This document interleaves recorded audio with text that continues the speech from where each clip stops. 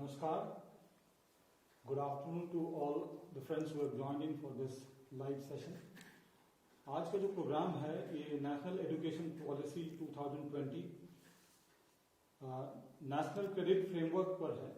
आज का जो सेशन है इसके लिए हमारे जो एक्सपर्ट हैं प्रोफेसर पांडा हैं और ये हमारे डायरेक्टर हैं staff training and research institute in distance education IGNOU में।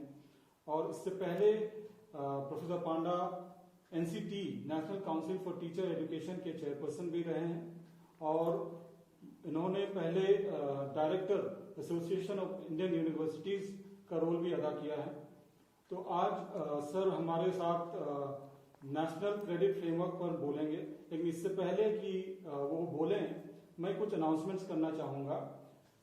ये जो स्वयं प्लेटफॉर्म है इसमें 4 मॉड्यूल्स हैं और इसके तहत 14 यूनिट्स हैं जिसमें 30 से ज्यादा वीडियोस उपलब्ध हैं। इनमें प्रोफेसर कस्तूरी रंगन का भी वीडियो है, इसके अलावा हमारे vice chancellor professor Nageshwar Rao ji का भी वीडियो है। ये वीडियो बहुत ही इंटरेस्टिंग है, मैं आग्रह करूंगा कि आप लोग इस वीडियो को जरूर देखिएगा।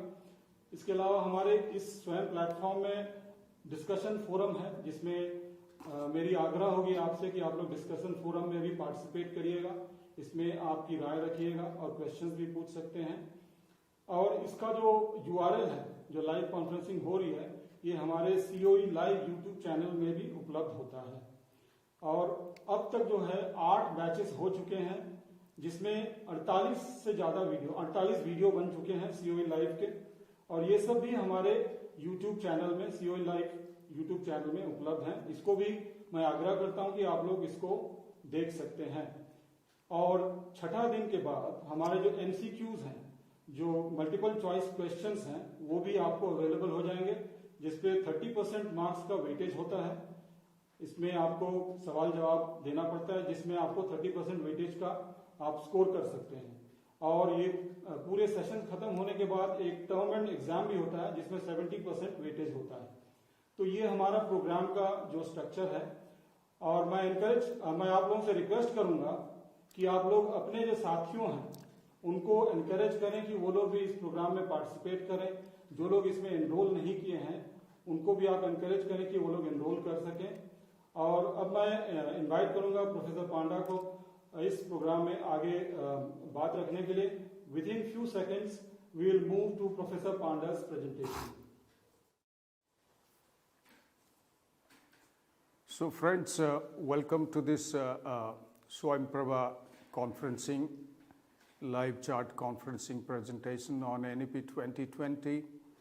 ये जैसे डॉक्टर तिरके ने आपको बताया, this is part of our NEP PDP National Training Program for 6 days, 36 hours, which can be completed in 9 days. And today's presentation will be on NEP 2020, the National Credit Framework.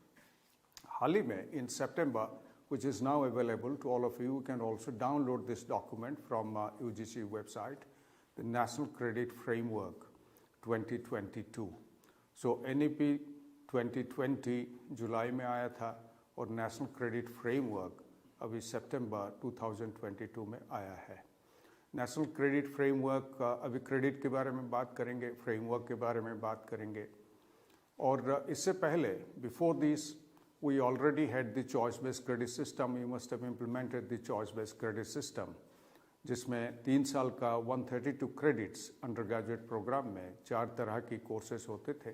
तो उसमें skill based, ability enhancement, social and life skills ऐसे भी प्रावधान थे और discipline core और discipline electives थे। उसके साथ साथ AICTE तो उन्होंने skill assessment matrix for vocational education of youth संभव AICTE ने उसको जारी किया था जिसको सारा देश भी फॉलो कर रहा है। उससे पहले हमारा नेशनल स्किल क्वालिफिकेशंस फ्रेमवर्क है जो 2013 से लागू है और UGC ने हाल ही में इस साल national credit framework for higher education, so national skill framework for higher education qualifications framework, national qualifications framework for higher education और उसके साथ साथ वो नेशनल क्रेडिट फ्रेमवर्क जो 2022 की अभी आपके सामने चर्चा होगा, तो उसके तहत national school education qualifications framework जो नेशनल करिकुलम फ्रेमवर्क के तहत आया है, तो वो भी हमारे सामने शामिल है। ये तमाम चीज़ों को मिला के आपकी नेशनल क्रेडिट फ्रेमवर्क बनी है। बट उसमें एक चीज़ मैं साफ कर दूं कि जो डिस्टेंस लर्निंग की है, national institute of open schooling, वो भी अपनी क्रेडिट फ्रेमवर्क फॉलो करते थे। एक्रेडिटेशन प्रायर लर्निंग जो वोकेशनल एजुकेशन से इस वक्त तो 2022 की सितंबर की जो नेशनल क्रेडिट फ्रेमवर्क है, उसके तहत अगर कोई ITI का स्टूडेंट है, क्लास 10 पास किया है और एक लैंग्वेज कोर्सेज लेंगे और उसमें जितनी उनके एक्सपीरियंस है वो क्रेडिट हो जाएगा, ग्रेड 12 के इक्विवेलेंट होंगे, तो वो भी हायर एजुकेशन में जा सकते हैं। इस तरह का प्रावधान भी इसमें है और कल और आज दोनों न्यूज़पेपर में भी इसकी चर्चा हुई है। और उसके साथ साथ जब 1987 से Indira Gandhi National Open University programme offer करना शुरू किया, तो हमारा एक क्रेडिट फ्रेमवर्क है। तो फेस टू फेस कॉन्टेक्स्ट में 1 credit was equivalent to 15 hours of teaching by teachers teaching। उसमें स्टूडेंट्स लर्निंग का जिक्र नहीं है, हालांकि स्टूडेंट लर्निंग भी करता है, अपना घर में टाइम लगाता है। और डिस्टेंस लर्निंग में 1 credit is equivalent to 30 hours of students learning। इसके भी जिक्र national curriculum framework credit framework में हुआ है। तो उसको ये तमाम चीज़ों को साथ लेते हुए national council for vocational education and training NCVET जो है, जो national skill ministry of skill की जो रेगुलेटरी बॉडी है, तो वो AICTE UGC तमाम के साथ बैठ के, नीति आयोग और तमाम उनके साथ बैठ के ये नेशनल क्रेडिट फ्रेमवर्क बना है। जो नेशनल क्रेडिट फ्रेमवर्क की मैं चर्चा करूंगा, the national credit framework that I am going to discuss very briefly with you. You can download the document and go through it, and various tables and matrices. Then you have to go through how this is calculated, how the previous learning, accreditation of prior learning, or recognition of prior learning, RPL, how the previous learning or experience is accredited with what formula. I will also discuss these things, but very briefly, we have half an hour with you, and after that, we'll take up your questions also and respond to that. Indira Gandhi National Open University, as I was telling, that we had a credit framework. 1 credit is 30 students' hours of study, and now we are all shifting to the credit framework of 40 credits a year. So 40 credits a year is the minimum. Now we are getting into that. We have already got into that. We have implemented the national education policy for almost last 2 years. जब से national education policy आया 2020 से, तभी से हमारा लगातार प्रयास है और हम उसको इम्प्लीमेंट किए हैं।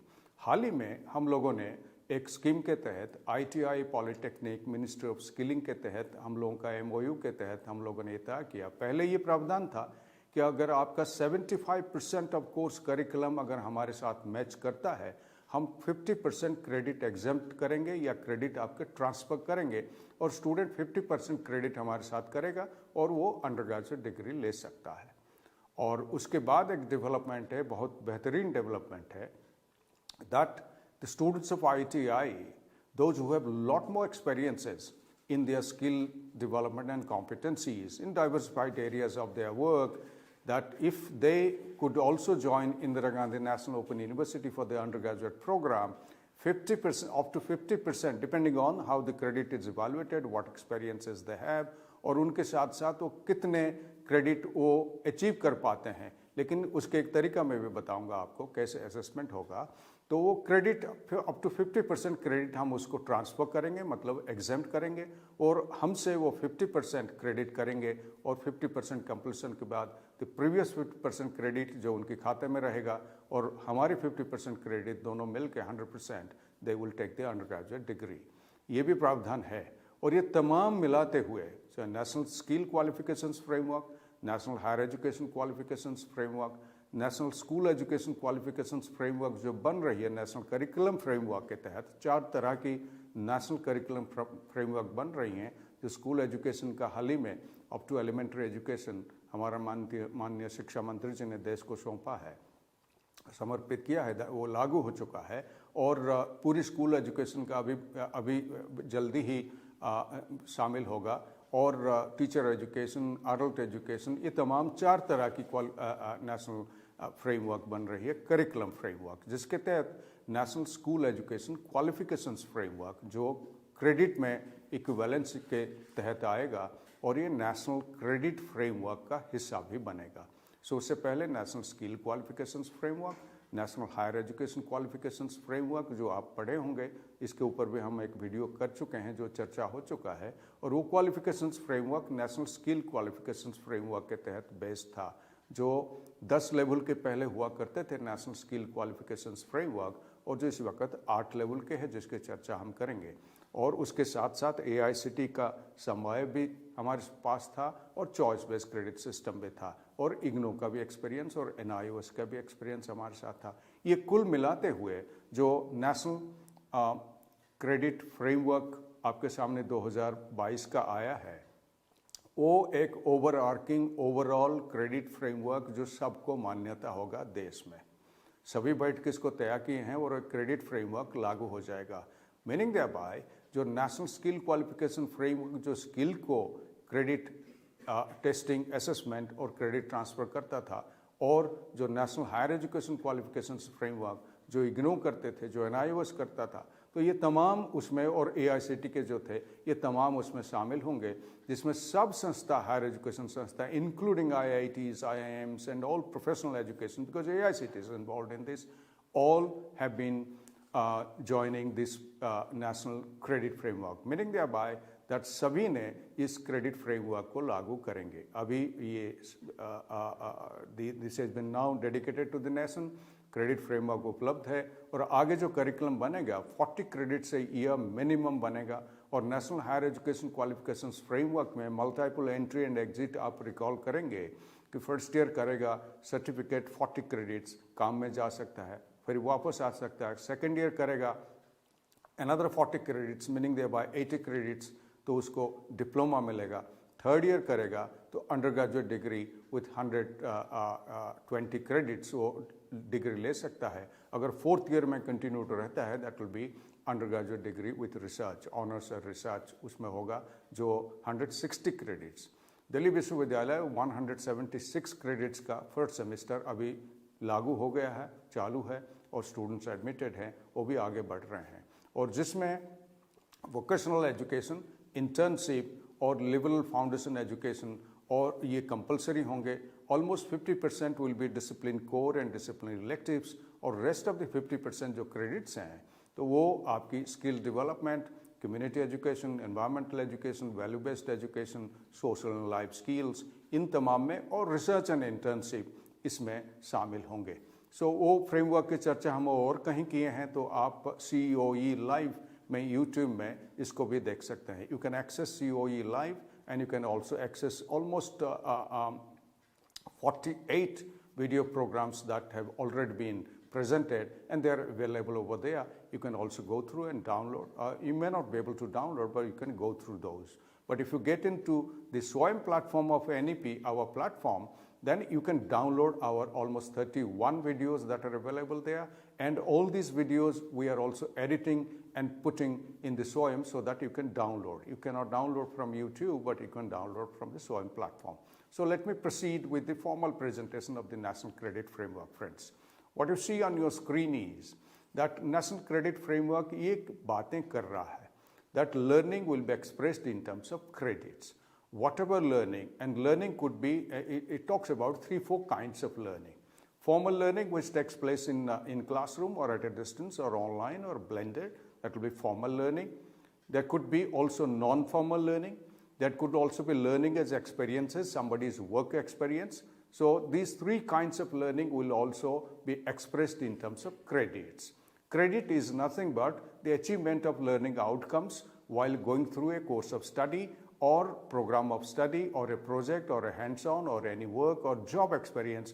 All of these will be calculated in terms of credits. And credit की definition मैं आपको बताऊंगा, credit के hours मैं आपको बताऊंगा किस तरह के calculated होंगे, और तमाम जितनी तरह का experience credit, formal, informal, non formal, all of these will be coming into non-formal also in terms of work experience. जैसे हम 50% इग्नो में ITI का ट्रांसफ़र कर रहे हैं और 50% अपना कोर्स क्रेडिट देके पूरा degree, under graduate degree students ले सकता है। So learning will be expressed in terms of credits. और जो लर्निंग होगा वो 3 तरह की हो सकता है। एक एकेडमिक लर्निंग, और जिसमें हमारा स्किल भी इन्वॉल्व है, जो day to day teaching and learning हम लोग करते हैं हायर एजुकेशन में, including professional education. Vocational area, because आपको जानकारी होगा हमारे देश में जनरल एजुकेशन और वोकेशनल एजुकेशन 2 पैरेलल सिस्टम है, और vocational education school vocational education से शुरू होते हुए वोकेशनल यूनिवर्सिटी में आपको, जिसको आप स्किल यूनिवर्सिटी कहते हैं, तो उसमें उपलब्ध है। उनके एक पैरेलल सिस्टम है, और बीच में सिर्फ बी वोक है, bachelor of vocational education of UGC, which is based on the National Skill Qualifications Framework, but which is offered by UGC. The rest of the vocational courses are governed by the National Skill Qualifications Framework, and उसकी regulator NCVET, National Council for Vocational Education and Training, वो है। So आपकी learning 3 तरह का हो सकता है। Academic learning जो हम क्लासरूम में डिस्टेंस लर्निंग में कराते हैं, वोकेशनल जो ऑन द जॉब एक्सपीरियंस उसमें भी शामिल है, और एक्सपीरियंशियल ये है जो कोई जॉब कर रहा है लेकिन उसमें एक्सपीरियंस गेन किया है, वो एक्सपीरियंस को भी क्रेडिट में ट्रांसफ़र हो सकता है, जिसको हम कहेंगे रिकॉग्निशन ऑफ प्रायर लर्निंग। तो ये 3 तरह का आपके सामने हो सकता है। देन क्रेडिट को एक क्रेडिटाइजेशन किया जाएगा, उसका क्रेडिट वैल्यू कितना रहेगा, और क्रेडिट वैल्यू के साथ साथ हम लोग उसको क्रेडिट एक्यूमुलेट करेगा, क्रेडिट को स्टोर करेगा, क्रेडिट को ट्रांसफ़र करेगा, और क्रेडिट को रिडेम्प्ट करेगा। और इसके लिए एकेडमिक बैंक ऑफ क्रेडिट का प्रावधान है। अगर आपकी संस्था और आपकी प्रोग्राम्स और आपकी स्टूडेंट्स, मैं गुजारिश आपसे करूंगा कि आपकी संस्था जितनी जल्दी national academic bank of credit में रजिस्टर हो, और आपके स्टूडेंट्स, हर कोई स्टूडेंट्स 2022 से आपकी जो क्रेडिट एक्यूमुलेट होगा स्टूडेंट का, क्योंकि वो मल्टी डिसिप्लिनरी अपने डिसिप्लिन कोर और इलेक्टिव के साथ साथ मल्टी और डिसिप्लिन से कोर्सेस ले सकता है, और वो कोर्सेस अपनी संस्था से ले सकता है, अपने शहर में दूसरे कोई कॉलेज है उससे ले सकता है, डिस्टेंस लर्निंग से, ऑनलाइन लर्निंग से ले सकता है, और स्वयं अप टू 40% क्रेडिट अलाउ करता है स्टूडेंट को कि 40% क्रेडिट आप स्वयं से भी ले सकते हैं। जो 60% क्लासरूम टीचिंग होगा, 60 और 40 मिलकर 100% can lead to a degree, certificate, diploma और डिग्री। तो ये प्रावधान है। Then there will be mobility between general education and vocational education. उसके पूरी प्रावधान जो हमारे दिक्कत इस देश में थी कि जनरल एजुकेशन, वोकेशनल एजुकेशन आपस में बात नहीं करते थे, और क्रेडिट ट्रांसफ़र का तो बात ही छोड़िए। तो लेकिन इस वक्त जनरल एजुकेशन, वोकेशनल एजुकेशन की course equivalency, skill equivalency in terms of learning outcomes. Learning outcome is nothing but achievement of certain competency, knowledge, attitude and skills and other personality traits. आज की तारीख में NEP 2020 को देखें, multi disciplinarity, value education, environmental education, community engagement, कई तमाम चीज़ें हैं। वो framework 4 year undergraduate programme अभी UGC ने जारी कर दिया अभी हाल ही में। So 4 year undergraduate programme of UGC को भी देखिए, तो वोकेशनल और जनरल एजुकेशन में मोबिलिटी हो पाएगा। And all of these will be operationalised through academic bank of credits.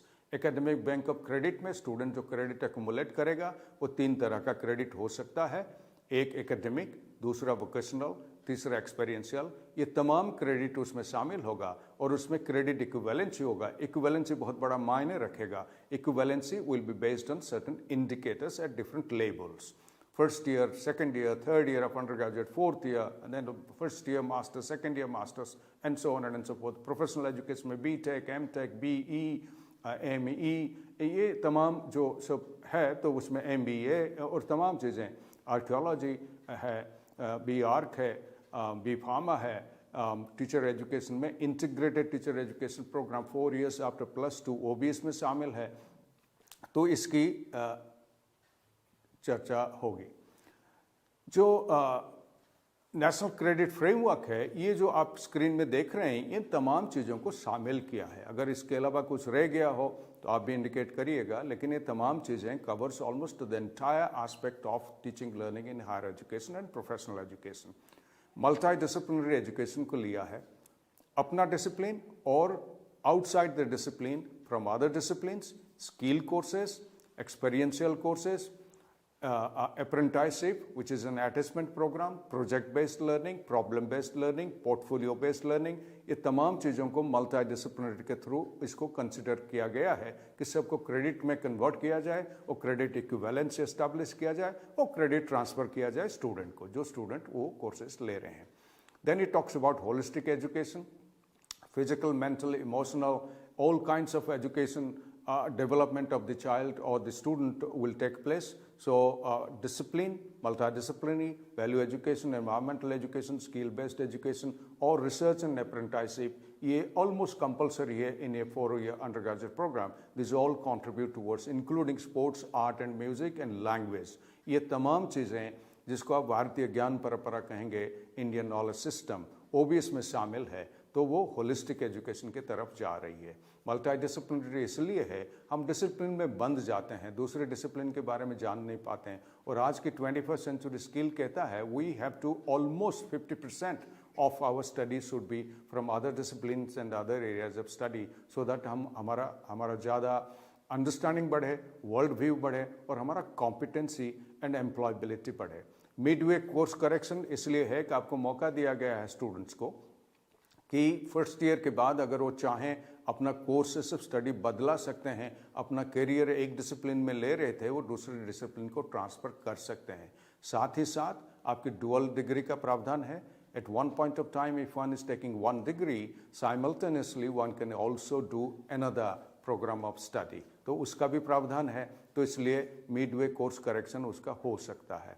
Blended learning, blended 3 तरह का ब्लेंडिंग की बात हुई है. दैट हमारा टीचिंग लर्निंग के जो क्रेडिट्स हैं, करिकुलम है, that can be distributed across 3 delivery methodologies. 1 self learning, some credits go face to face में कम हो और डिस्टेंस लर्निंग में ज़्यादा हो. सेकेंड, फेस टू फेस जो आपके क्लासरूम में ज़्यादा हो, बट डिस्टेंस लर्निंग में जो स्किल बेस्ड कोर्सेज हैं वो ज़रूर face to face hands on उसमें इन्वॉल्व हो. और उसके साथ साथ हमारा counselling, almost 10% of the credit hours हम इग्नो में कहे हैं compulsorily we will provide counselling. These days it is online because of COVID. It used to be face to face in our study centers also. Educational acceleration of the gifted, जो gifted हैं, जो जल्दी पढ़ जाते हैं, जल्दी समझ जाते हैं, गिफ्टेड चिल्ड्रन हैं, तो उनके लिए भी प्रावधान है कि वो नॉर्मल स्टूडेंट के साथ 1, 2 साल, 3 साल की कोर्सेज प्रोग्राम ऑफ स्टडी उसको कंप्लीट करेंगे. उससे जल्दी कर सकते हैं क्या? और क्रेडिट फ्रेमवर्क में प्रावधान है, यस वो जल्दी कर सकते हैं, या साथ साथ एक डुअल डिग्री भी ले सकते हैं if they can handle, if they are gifted. Recognition of prior learning, इसकी मैंने बात थोड़ी बहुत कर चुका हूँ. So equivalence of courses and qualifications, ये क्रेडिट फ्रेमवर्क का 2 मुद्दा है. 2 तरह की इक्विवेलेंस है कि आपकी कोर्स की इक्विवेलेंसी हो और उसके साथ साथ जो क्वालिफिकेशंस फ्रेमवर्क है उसकी इक्विवेलेंसी हो. क्वालिफिकेशंस फ्रेमवर्क क्या कहता है?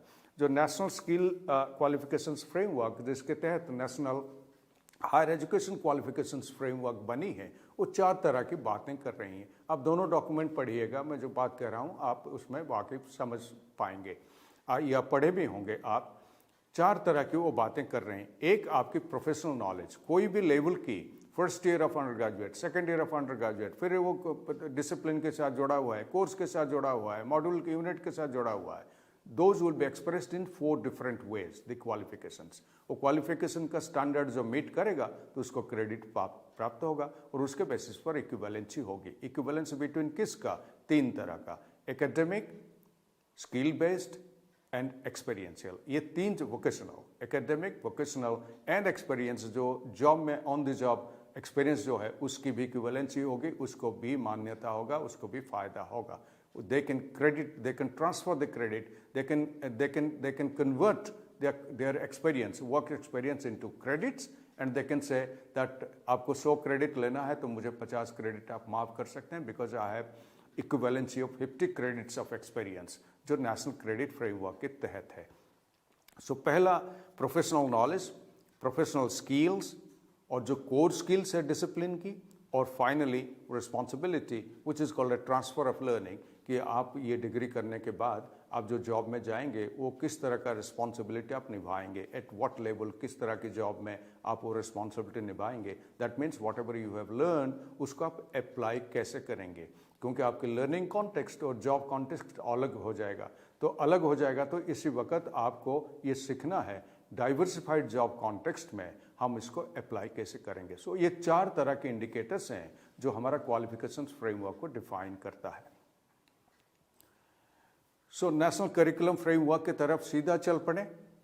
That this is a broad enabling framework, और डिफरेंट रेगुलेटर्स जो होंगे डिफरेंट डिसिप्लिन्स प्रोफेशनल एरियाज वो अपनी अपनी तय करेंगे based on the national credit framework, which includes of course the National Skill Qualifications Framework NSQF, Higher Education National Higher Education Qualifications Framework, National Curriculum Framework या National School Education Framework Qualifications Framework, जो 3 तरह की उसमें शामिल है, skill education, higher education और school education. इन तीनों को सामने लेते हुए और इसमें distance learning, blended learning, online learning, face to face learning ये भी उसमें शामिल है। The credit value for academic and skill courses at all levels and delivery modes, जिसके इस वक्त मैंने आपको बताया कोई भी डिलीवरी मोड हो। अभी यूजीसी का सर्कुलर आया है, कोई भी नेशनल एजुकेशन पॉलिसी कह रहा है कि distance, face to face, online all are equivalent, based on which UGC अभी फाइनली सर्कुलर दिया कि साहब ये ब्लेंडेड लर्निंग के तहत सभी शामिल हैं। तो therefore face to face education, distance education, online and blended learning कोई किसी माध्यम से किया हो उसमें सब क्रेडिट इक्विवेलेंसी है, provided the conforms to the qualifications framework. तो सभी का क्रेडिट ट्रांसफर पॉसिबल है। सो क्रेडिट वैल्यू एकेडमिक और स्किल कोर्सेज दोनों में क्रेडिट वैल्यू और एक्सपीरियंशियल तय होगा। ये भी बात कर रहा है how to accumulate credits, how to transfer credits, और वोकेशनल जनरल एजुकेशन में इक्विवेलेंसी कैसे होगा। और finally it talks about a unified credit framework for integration of all kinds of education, जो ये देश में नहीं हो रहा था।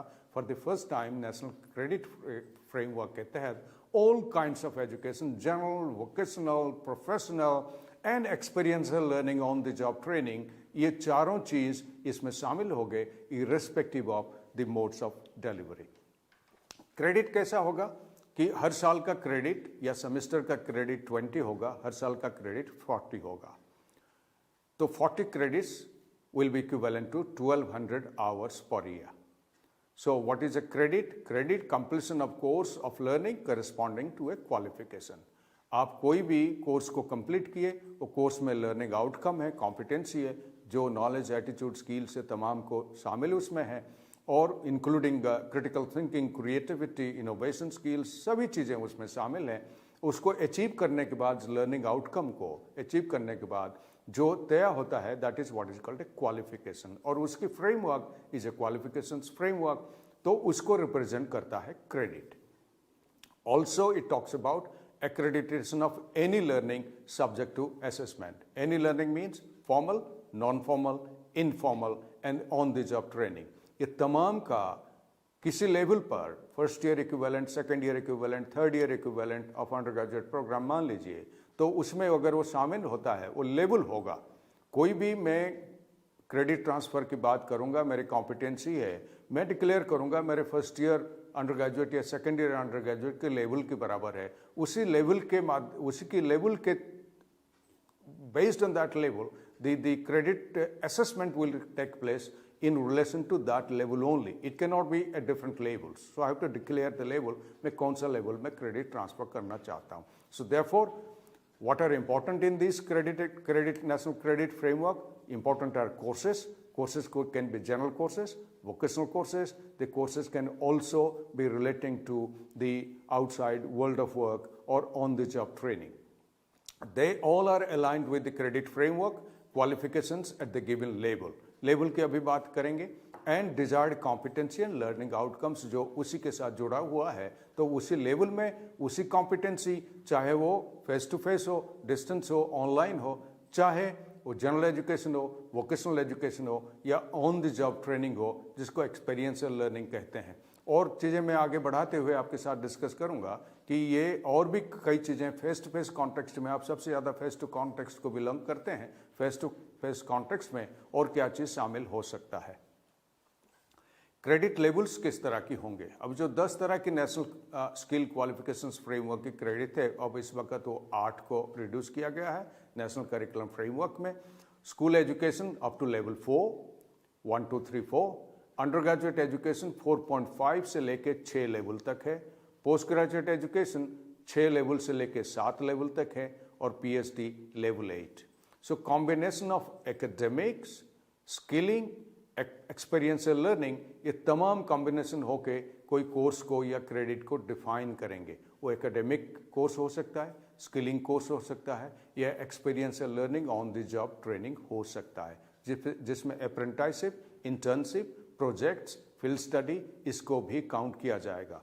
अगर इसी वक्त आपके सामने मैं नेशनल क्रेडिट फ्रेमवर्क से लेके आपके सामने थोड़ा सा जोड़ दूं कि किन किन चीज़ों को फॉर इंस्टेंस एक फॉर्मल यूनिवर्सिटी सिस्टम में इसको शामिल कर सकते हैं। मैं इससे पढ़ रहा हूँ नेशनल क्रेडिट फ्रेमवर्क से आपके लिए। क्लासरूम टीचिंग, जो लेक्चरिंग आवर्स या और एक्टिविटीज़ होंगे, laboratory work, examination class test भी टाइम इसमें शामिल है, एक्सपीरियंशियल लर्निंग जिसमें performing arts, debates and discussion, story competition, writing competition, celebration of festivals and other contests जितने होंगे। उसके साथ साथ sports, games, physical activity, yoga होंगे, life skills including employability skills और employment skills, social and community work including NCC and shramdan, ये भी involve हैं, बहुत सारे स्टेट्स में श्रमदान भी है, vocational education and training, field visits, industry attachment, internship and apprenticeship, blended online distance, self study and home assignments. Home assignments इसमें भी शामिल होंगे, उसमें क्रेडिट हाउस होगा, उसके असेसमेंट क्योंकि इन्वॉल्व है। ये तमाम चीज़ें नेशनल क्रेडिट फ्रेमवर्क, और चीज़ें भी हो सकता है, ये तमाम चीज़ें नेशनल क्रेडिट फ्रेमवर्क में शामिल है और हर चीज़ का क्रेडिट देना जरूरी है। सो NEP 2020 क्या कहता है? तो उसके साथ national curriculum credit framework is based on NEP 2020. NEP 2020 talks about flexible curricular structures, which I have already talked about, flexibility in terms of multiple entry and exit, multidisciplinary, almost 50% from discipline core and electives, and all 50% from outside discipline, but relating to the discipline maybe. But a student of physics could also take up a course in music. A student of dentistry could also take up a course in music. अगर उसको फायदा हो रहा है, that credit will be transferred to the dentistry, because music and dentistry or music and surgery, they are very highly related, or music and nursing, they are very highly related to each other. तो ये तय तो teachers और students बैठ के संस्था आपके करेंगे, आप इसको तय करेंगे. There is no compulsion that what kind of courses that the students will be taking. Students and teachers are free to decide and institutions are free to decide. और उसके साथ साथ value based education, environmental education, community based education, social and life skills, vocational and skills जिसको हम employability skill कहते हैं, वो तमाम चीज़ें 21st सेंचुरी स्किल्स में शामिल है, जिसमें critical thinking, creativity, digital skills, leadership skills, communication skills, ये तमाम शामिल है उसमें. और उसमें कम्युनिटी इन्वॉल्वमेंट शामिल है. कुछ आर्ट एंड कल्चर, लैंग्वेज उसमें भी शामिल है, क्योंकि art and culture and language a liberal foundation course is compulsory in NEP 20 across the board, including professional education of medicine, engineering, IT, management, pharmacy, architecture, nursing, आप कुछ भी लीजिए, ए liberal founder जिसको आप हैप्पीनेस स्किल कहते हैं. Happiness skill is a compulsory skill today. So ये तमाम चीज़ें उसमें शामिल हैं. This is what is called a flexible curricular structure. Relations between different subjects, because we have been confined to our own subjects, our own discipline. This is what is called a disciplinary blindness. Therefore, we need to go beyond the discipline. To give an example, इसको बुरा मत मानिएगा कि सिर्फ मैं engineers की बात कर रहा हूँ, लेकिन this is applicable to any kind of profession. Engineers today, but largely the companies, the business houses, the industries, they say we may not be able to employ all the engineers because engineers do not have a holistic skill. They have engineering skill, but they do not have a holistic skill, which is 21st century skill, which will be required by us. So therefore, there is a need for widening the horizon in terms of subject areas. So relationship between subjects, it talks about combination of core and application. It also talks about, on the one hand, if you are teaching any course, that could be divided between core and application. So core is your discipline core, and discipline core could be also applied. And NEP 2020 says that any course would involve 3 components: theory, practicum, and internship. These 3 components will combine together. They will define a course of study. So here I'm talking about core and application. Application would also involve critical thinking, discovery, discussion, analysis, inquiry-based learning of that particular course of your own discipline. Other than discipline, the student can also take 50% from outside the discipline. I'm talking about the discipline itself. So discipline application for critical thinking, discovery, discussion, analysis, inquiry, and many more that you can think of. Combination of discipline and other courses, so other discipline skills, environmental education, value education, community, internship, research, जिसकी बात मैं कर चुका हूँ. और multiple entry और multiple exit होगा और सारे क्रेडिट स्टूडेंट रजिस्टर करेगा इन एकेडमिक बैंक ऑफ क्रेडिट्स और एकेडमिक बैंक ऑफ क्रेडिट में उसका क्रेडिट्स रहेगा almost up to 7 years. अभी प्रावधान ये है up to 7 years the credits will stand in the academic bank of credits. The student will decide कि मैं 50% कोर कहीं इंस्टीट्यूशन से किया हूँ और 50% और जगह से किया हूँ और उसका क्रेडिट वो एकेडमिक बैंक ऑफ क्रेडिट से स्टूडेंट का वो मेन इंस्टीट्यूशन को ट्रांसफर हो जाएगा. 50% joining together the main institution will award the degree. So national curriculum and national credit framework 2020 जो सितंबर में रिलीज हुआ अभी उपलब्ध है, चर्चा में है, आप सब लोग इसको पढ़िएगा. It talks about quite a few things. Equivalence of general and vocational education provided the learning outcomes and competencies achieved so far are assessed at certain standards. कुछ standard defined है. I talked about 4 standards: professional knowledge, professional skills, core skills and responsibility. जो NSQF की तरफ जो national higher education qualification भी उसको मान लिया है तो उसके तहत डिफाइंड है. सो जनरल वोकेशनल एजुकेशन में इक्विवेलेंसी होगा, आपस में ट्रांसफर होगा, जनरल से वोकेशनल जा सकता है, वोकेशनल से जनरल रह सकता है और जनरल वोकेशनल दोनों को साथ में लेके चलें. बाद में one can decide whether I can go for higher studies in general और I can go for vocational education. Based on measurable criteria, those criteria are accessible quantitatively and qualitatively, expressed in outcomes and competencies. So all the learning that you would like to transfer as credit, they should be expressed in learning outcomes and competencies achieved. With proper assessment strategy, multiple entry and exit, validation of alternative learning and home-based learning. Alternative schooling भी बातें कही गई है. That कभी कभी home based schooling, alternative schooling होता है, बच्चे घर में पढ़ते हैं जैसे अमेरिका में होता है. बच्चे home schooling is a common thing in America. ये भी हमारे देश में आ रहा है कि आप में घर में पढ़ेंगे और उसकी credit equivalency at school level हो सकता है. You can transfer the home based learning credit to your school and the school will exempt that credit because that is based on certain assessment जो सभी के लिए बराबर है वो assessment. अगर आप assessment में पास करते हैं there should be no reason why the credit should not be transferred from a home based or alternative learning including home based learning and on the job training उसमें शामिल है. Distance online learning, digital learning उसमें बराबर शामिल है. Combination of, as I said earlier, academic, skilling and experiential learning. Experiential could be field-based, an apprenticeship. Experiential could also be on-the-job training like ITIs का मैं example दिया IGNOU के साथ जो MOU हुआ है. So learning will be assessed based on 4 things that are listed here, which is from the National Credit Framework. First, learning outcomes or the competencies achieved.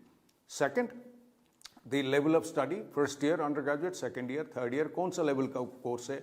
Third, there must be an assessment strategy which will assess and then declare that this is equivalent at this level of these many credits, 2 credits, 3 credits, 4 credits, 5 credits, 6 credits, whatever equivalent. What is a credit? I have already said. Credit, I will come to that.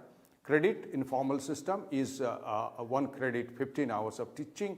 In distance learning, it is 30 hours of learning. Students learning. I will extend that based on the National Credit Framework in the next PowerPoint. And finally, allocation of credits. ये 4 stage पर final credit allocation हो जाएगा. So now let us discuss 1 or 2 PowerPoints more, friends. Let us discuss what exactly is the calculation and how. And you have to read the document to go through the whole lot of tables to see that how the calculation has taken place and how these have been defined and how the competencies have been defined and how the assessment procedure is and how the credit transfer will take place. Now let us talk about credits and hours. Up to grade 5, 800 to 1000 hours of study in a year इसकी तय हुआ है. जो school level में grade 5 तक 800 से 1000 तक hours of study. Grade 6 onwards, 1200 hours per year, which is applicable all through. So grade 6 up to PhD, that level, or at least master's level, 1200 hours a year. So 40 credits a year, that would simply mean in this case, 1 credit is equivalent to 30 hours. So 1 credit, 30 hours, 40 credits, 1200 hours per year. Face-to-face system में, distance learning में, we give more importance to self-study, therefore our credit already was 30 hours of student study. Face-to-face में 15 hours of teachers teaching, और उसके साथ साथ मैं तमाम आपको पढ़ा उसको स्पोर्ट्स, ये एक्टिविटी, लाइब्रेरी एक्टिविटी, वो कंपटीशन, तमाम चीज़ें, को करिकुलर, एक्स्ट्रा करिकुलर एक्टिविटी उसमें भी शामिल होंगे जिसमें उसको क्रेडिट मिलेंगे. So 40 credits a year, more than 1200 hours possible if a student is taking simultaneously 2 degrees. A dual degree is possible. Please go through the UGC regulation of twinning programs, dual degree and joint degree program, which is already available, that regulation. A student, हम IGNOU में कहा है कि एक student can take a dual degree if a student from outside is doing a degree can also take a degree from IGNOU through distance learning. If the student is taking up 2 programs of study from IGNOU through distance learning or online learning, the student has to give 1 semester gap, क्योंकि हमारा exam का दिक्कत होता है. अगर जनवरी cycle में admission लिया है, दूसरे डिग्री को जुलाई साइकिल में एडमिशन ले पाएगा. ये प्रावधान हमने फारिग कर चुके हैं. This is a rule now at IGNOU. We have passed through our statutory bodies and this is applicable. So therefore 1200 घंटे का एक साल में स्टूडेंट को करना पड़ेगा 40 क्रेडिट्स, बट उसे ज़्यादा भी कर सकता है क्योंकि डुअल डिग्री अगर कर रहा है तो 1200 प्लस 1200 2400 क्रेडिट कर सकता है. थोड़ी देर पहले मैं आपको कहा कि गिफ्टेड स्टूडेंट या 1200 क्रेडिट को कम टाइम में कर दें, आप उसको क्रेडिट ट्रांसफर करें. ये भी हो सकता है 3 साल का अंडर ग्रेजुएट 2 साल में कंप्लीट करें, या at the same point of time मैं 2 डिग्री कर रहा हूं, 1200 प्लस 1200 2400 कर रहा हूं and I can complete both the degrees. ये भी प्रावधान है, मान्यता है, गारंटीड है, लीगल है. सो 1 आवर्स कैसे होगा, डिफाइन होगा. अगर 1 घंटे का थ्योरी है, 1 hours of theory will be 2 hours of practical and which will be equivalent to 3 hours of experiential field trip या project based learning या on the job training या on the job experience जो credit transfer करना चाहता है. मैं ITI का example आपको दिया. So 1 hours of theory, 2 hours of practical like laboratory, science practical for instance, and 3 hours of experiential learning. इसकी equivalency होगा. So finally friends, 2 PowerPoints. That ये आपके सामने फाइनल क्रेडिट फॉर्मुलेशन आपकी है, जो national credit framework, national education policy 2020 और national higher education qualifications framework 3 को शामिल करता हुआ आपके सामने है. सो एकेडमिक लेवल में आपको कहा था 4 से 4 तक स्कूल का है, उसके बाद शुरू हो जाएगा कॉलेज एंड यूनिवर्सिटी का. सो 8 लेवल ऑफ क्रेडिट्स हैं. 4 लेवल ऑफ क्रेडिट आपके स्कूलिंग में चला गया और 4.5 is under graduate first year, या आप उसको अंडर ग्रेजुएट सर्टिफिकेट कहेंगे. अगर वो 40 क्रेडिट लेके फारिग हो जाता है, काम में लग जाता है, फिर वापस आएगा तो उसको आप अंडर ग्रेजुएट सर्टिफिकेट देंगे. जो 40 क्रेडिट से होगा उसका क्रेडिट पॉइंट्स कितना अर्न होगा. क्रेडिट पॉइंट क्या चीज़ है, that the credits earned in this case 40 multiplied by the credit level, that is 4.5. So 40 multiplied by 4.5 तो उसको 180 क्रेडिट पॉइंट्स मिलेगा. आगे जो आगे चलेगा तो उसके क्रेडिट पॉइंट्स आगे चलेंगे. क्रेडिट तो अर्न किया है, क्रेडिट तो ट्रांसफर भी हुआ है, उसके क्रेडिट पॉइंट्स आगे चलेंगे.